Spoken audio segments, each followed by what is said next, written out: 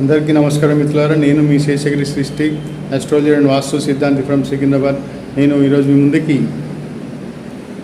June మిథున రాశి మాసఫలాలు చెప్పబోతున్నాను. అంతకంటే ముందుగా దయచేసి నా వీడియోని మొదటిసారి వీక్షిస్తున్న వాళ్ళు సబ్స్క్రైబ్ చేసుకోండి. చివరి దాకా వీడియో చూసి లైక్ చేయండి, కామెంట్ చేయండి. ఇక విషయానికి వస్తే ఈ యొక్క మిథున రాశి వారికి గురువు మార్పు జూన్ 2, 2026 నుంచి గురువు గోచరంలో మార్పు చెందుతున్నాడు.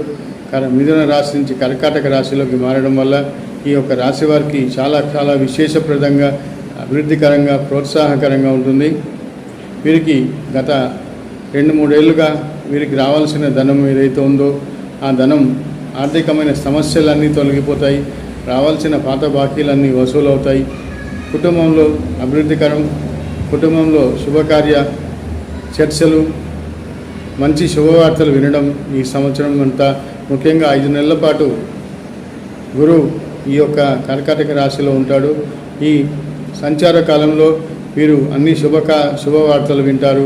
వీరు పట్టిందల్లా బంగారం అవుతుంది. వ్యాపారస్తులకు కూడా ఎంతో విశేషప్రదంగా, లాభకరంగా, అభివృద్ధికరంగా ఉంటుంది. వీరు కనుక ఈ సమయంలో కొత్త వ్యాపారాలు ఏదైనా ప్రారంభించినట్లయితే వీరికి ఎంతో అభివృద్ధికరంగా, లాభకరంగా, ప్రోత్సాహకరంగా ఉంటుంది ఈ యొక్క మిథున రాశి వారికి.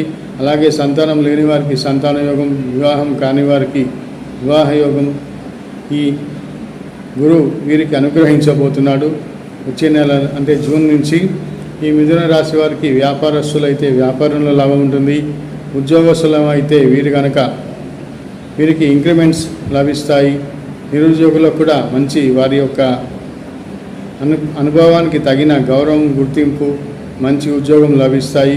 కళాకారులకి, సినిమా రంగం వారికి కూడా ఈ గురువు మార్పు అనేది కీలకంగా ఉంటుంది.